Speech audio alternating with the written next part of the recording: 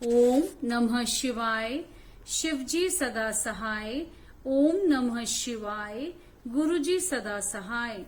ब्रह्मा जी की मूर्छा, उनके मुख से रुद्रदेव का प्रकाश्य, सप्राण हुए ब्रह्मा जी के द्वारा 8 नामों से महेश्वर की स्तुति तथा रुद्र की आज्ञा से ब्रह्मा द्वारा सृष्टि रचना।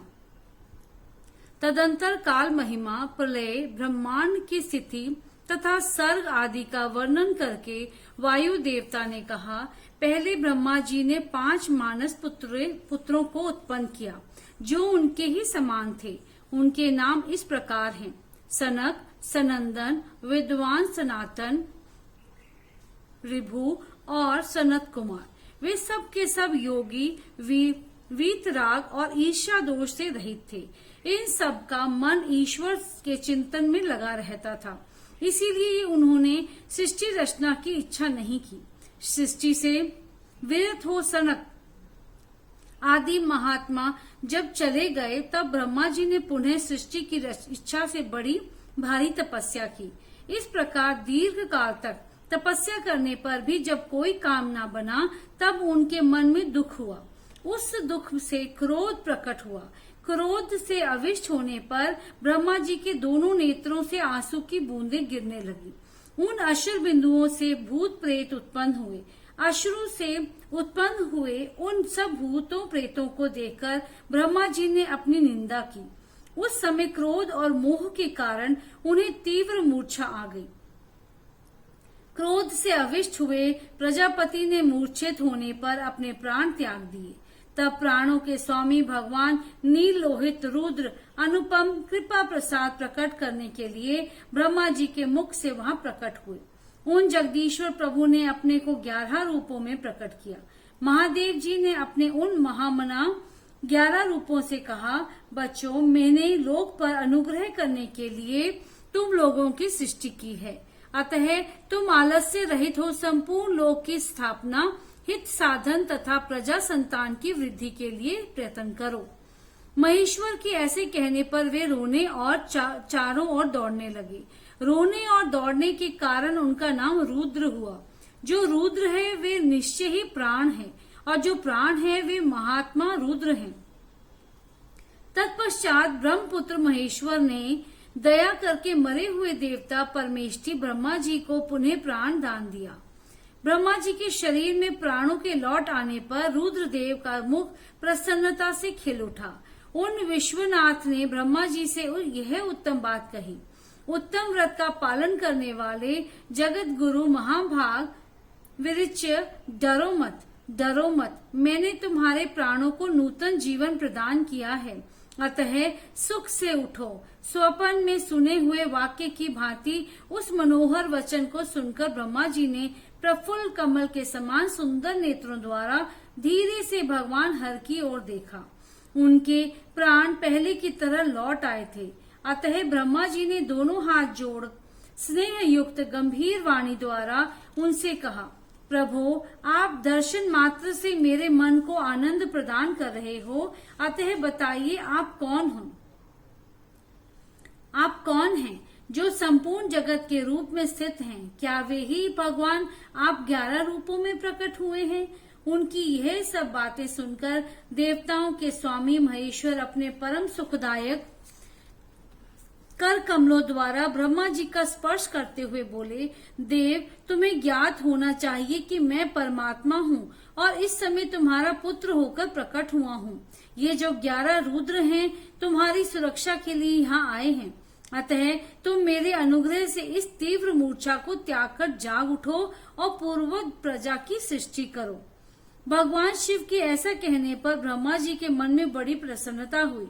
उन विश्वनाथम ने 8 नामों द्वारा परमेश्वर शिव का स्तवन किया। ब्रह्मा जी बोले, भगवान रुद्र, आपका तेज असंख्य सूर्यों के समान अत्यंत है, आपको नमस्कार है। रस स्वरूप और जलमय विग्रह वाले आप भव देवता को नमस्कार है। नंदी और सुरभि ये दोनों आपके स्वरूप हैं।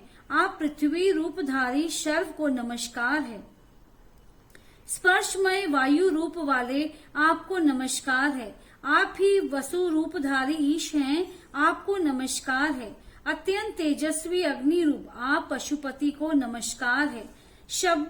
शब्द तन्मांत्र से युक्त आकाश रूपधारी आप भीम देव को नमस्कार है। उग्र रूप वाले यजान मूर्ति आपको नमस्कार है। सोम रूप आप अमृत मूर्ति महादेव जी को नमस्कार है। इस प्रकार 8 मूर्ति और 8 नाम वाले आप भगवान शिव को मेरा नमस्कार है। इस प्रकार विश्वनाथ महादेव जी की स्तुति करके लोक पितामह ब्रह्मा ने प्रणाम पूर्वक उनसे प्रार्थना की। भूत भविष्य और वर्तमान के स्वामी मेरे पुत्र भगवान महेश्वर, कामना शन आप सृष्टि के लिए मेरे शरीर से उत्पन्न हुए हैं। इसीलिए जगत प्रभु इस महान कार्य से संग्रह हुए मुझ ब्रह्मा की आप सर्वत्र सहायता करें और स्वयं ही प्रजा की सृष्टि करें। ब्रह्मा जी के इस प्रकार प्रार्थना करने पर कल्याणकारी त्रिपुरनाशक रुद्रदेव ने बहुत अच्छा कहकर उनकी बात मान ली। तदंतर प्रसन्न हुए महादेव जी का अभिनंदन करके सृष्टि के लिए उनकी आज्ञा पाकर भगवान ब्रह्मा ने अन्याय प्रजाओं की सृष्टि आरंभ की। उन्होंने अपने मन से ही मरीचि, भृगु, अरिंग, पुलस्त्य, पुलह, कृतु, अत्रि और वशिष्ठ की सृष्टि की। ये सब ब्रह्मा के ही पुत्र कहे गए हैं। धर्म, संकल्प और रुद्र के साथ इनकी संख्या 12 होती है। ये सब पुराने गृहस्थ हैं। देवगणों सहित इनके 12 दिव्य वंश कहे गए हैं, जो प्रजावान, क्रियावान तथा महर्षियों से अलंकृत हैं। तत्पश्चात जल पर स्थित हुए रुद्र सहित ब्रह्मा जी ने देवताओं, असुरों, पितरों और मनुष्यों की सृष्टि करने का विचार किया। ब्रह्मा जी ने सृष्टि के लिए समाधिस्थ हो अपने चित्त को एकाग्र किया। तत्पश्चात मुख से देवताओं को, कोख से पितरों को, कटी के अलग भाग से असुरों को तथा प्रजनेन्द्रिय से सब मनुष्यों को उत्पन्न किया। उनके गुदा स्थान से राक्षस उत्पन्न हुए, जो सदा भूख से व्याकुल रहते हैं।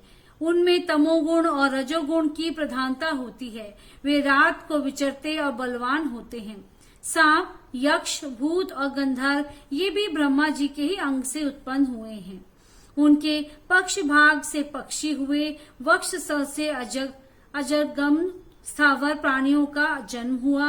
मुख से बकरों और पार्श्व भाग से भुजंगमों की उत्पत्ति हुई। दोनों पैरों से घोड़े, हाथी, शरभ, नील गाय, मृग, ऊंट, खच्चर, नयुकु नामक मृग तथा पशु जाति के अन्य प्राणी उत्पन्न हुए।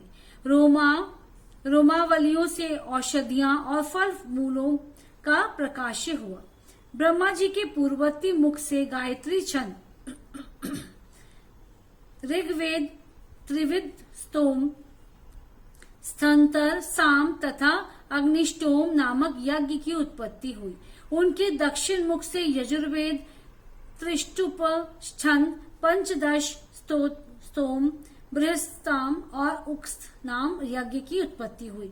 उन्होंने अपने पश्चिम मुख से सामवेद, जगत छंद, सप्तदश सोम, वैर रूपय, साम और अति रात्र नामक यज्ञ को प्रकट किया।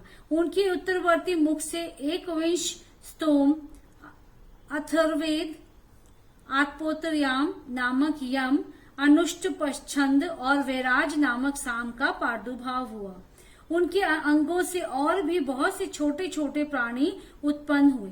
उन्होंने यक्ष, पिशाच, गंधर्व, अप्सराओं से समुदाय, मनुष्य, किन्नर, राक्षस, पक्षी, पशु, मृग और सर्प आदि संपूर्ण नित्य एवं अनित्य स्थावर जंगम जगत की रचना की। उनमें से जिन्होंने जैसे जैसे कर्म पूर्व कल्पों में अपनाए थे, पुनः पुनः सृष्टि होने पर उन्होंने फिर उन्हीं कर्मों को अपनाया। उस समय वे अपनी पूर्व भावना से भावित होकर अहिंसा से युक्त, मृदु, कठोर, धर्म, अधर्म तथा सत्य और मिथ्या कर्म को अपनाते हैं, क्योंकि पहले की वासना के अनुकूल कर्म ही उन्हें अच्छे लगते हैं। इस प्रकार विधाता ने ही स्वयं इंद्रियों के विषय, भूत और शरीर आदि में विभिन्नता एवं व्यवहार की सृष्टि की है। उन पितामह ने कल्प के आरंभ में देवता आदि प्राणियों के नाम, रूप तथा कार्य विस्तार को वेदोक्त वर्णन के अनुसार ही निश्चित किया। ऋषियों के नाम तथा जीविका साधक कर्म भी उन्होंने वेदों के अनुसार ही निर्दिष्ट किए। अपनी रात व्यतीत होने पर अजन्मा ब्रह्मा ने स्वरचित प्राणियों को वे ही नाम और कर्म दिए जो पूर्व कल्प में उन्हें प्राप्त थे। जिस प्रकार भिन्न भिन्न ऋतुओं के पुनः पुनः आने पर उनके चिन्ह और नाम रूप आदि पूर्वतः रहते हैं, उसी प्रकार युगादि काल में भी उनके पूर्व भाग ही दृष्टिगोचर होते हैं। इस प्रकार स्वयंभू ब्रह्मा जी की लोक सृष्टि उन्हीं के विभिन्न अंगों से प्रकट हुई है। महतः से लेकर विशेष पर्यंत सब कुछ प्रकृति का विकार है। ये प्राकृत जगत चंद्रमा और सूर्य की प्रभा से उदासित ग्रह और नक्षत्रों से मणित नदियों, पर्वतों तथा समुद्रों से अलंकृत और भांति भांति के रमणीय नगरों एवं समृद्धिशाली जनपदों से सुशोभित हैं। इसी को ब्रह्मा जी का वन या ब्रह्म वृक्ष कहते हैं। उस ब्रह्म वन में अव्यक्त एवं सर्वज्ञ ब्रह्मा विचरते हैं। वह सनातन ब्रह्म वृक्ष अव्यक्त रूपी बीज से प्रकट एवं ईश्वर के अनुग्रह पर स्थित है। बुद्धि इसका तना और बड़ी बड़ी डालियां हैं। इंद्रियां भीतर के खोखले हैं। महाभूत इसकी सीमा है। विशेष पदार्थ इसके निर्मल पत्ते हैं। धर्म और अधर्म इसके सुंदर फूल हैं। इसमें सुख और दुख रूपी फल लगते हैं तथा ये संपूर्ण भूतों के जीवन का सहारा है। ब्राह्मण लोग छुलोक को उनका मस्तक, आकाश को नाभि, चंद्रमा और सूर्य को नेत्र, दिशाओं को कान और पृथ्वी को उनके पैर बताते हैं। वे अचिंत्य स्वरूप महेश्वर ही सब भूतों के निर्माता हैं। उनके मुख से ब्राह्मण प्रकट हुए हैं। वक्षस्थल के ऊपर भाग से क्षत्रिय की उत्पत्ति हुई है। दोनों जांघों से वैश्य और पैरों से शूद्र उत्पन्न हुए हैं। इस प्रकार उनके अंगों से ही संपूर्ण वर्णों का प्रादुर्भाव हुआ है। अध्याय 7 से 12 संपूर्ण।